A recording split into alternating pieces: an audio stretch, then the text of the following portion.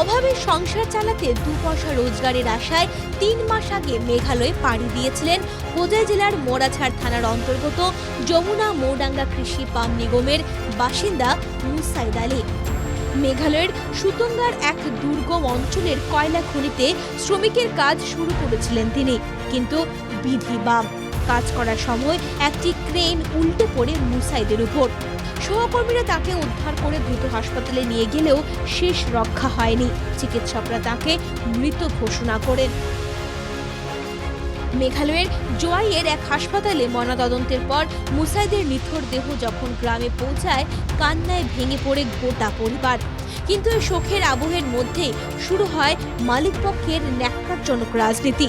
অভিযোগ উঠেছে ঘটনাটি ধামাচাপা দিতে মুসাইদের পরিবারকে চরম চাপ দিচ্ছে কয়লা খনি কর্তৃপক্ষ। সংবাদ মাধ্যমের সামনে মুখ খোলা যাবে না, মুখ খুললে মিলবে না কোনো ক্ষতিপূরণ।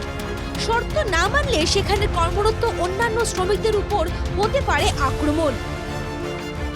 খনি মালিকের এমন হুমকিতে এখন আতঙ্কিত পরিবারের একমাত্র উপার্জনক্ষম ব্যক্তিকে হারিয়ে দিশেহারা স্ত্রী সন্তান।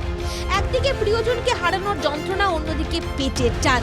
স্থানীয়দের দাবি, সরকার ও মেঘালয় প্রশাসন অবিলম্বে হস্তক্ষেপ করুক এবং মালিক পক্ষকে বাধ্য করুক যথাযথ ক্ষতিপূরণের জন্য। আমি তো আজি সামাজিক মাধ্যম যোগে সেই চৰকাৰজনকো এটা অনুৰোধ জনাইছোঁ, কিন্তু যিখিনি মানুহৰ নিৰাপত্তা নাই, ছেফটি নাই যিটো কামত, সেইটো কামত কিয় ইমানখিনি দুখীয়া মানুহক কিয় নিয়োজিত কৰিব লাগে? আৰু যদি নিয়োজিত কৰিছে, এই পৰিয়ালটোক এটা ওজন পৰিমাণৰ এটা অংশ আৰ্থিক সাহায্য দিয়াৰ বাবে মই সামাজিক মাধ্যম যোগে চৰকাৰ পক্ষক হওক বা কয়লা খনিৰ লগত জড়িত যিখিনি মানুহ আছে সেইখিনি মানুহক মই এটা অনুৰোধ জনাইছোঁ, কাৰণ এইটো পৰিয়ালৰ একমাত্ৰ উপাৰ্জনকাৰী তেখেতেই নিজে। এই অঞ্চলের অধিকাংশ মানুষই পেটের দায়ে মেঘালয়ের বিপজ্জনক কয়লা খনিগুলোতে কাজ করতে যান। মুসাইদের মৃত্যু তাদের মনেও আতঙ্কের সৃষ্টি করেছে। সরকার বারবার কর্মসংস্থানের দাবি করলেও বাস্তব ছবিটা একেবারে আলাদা।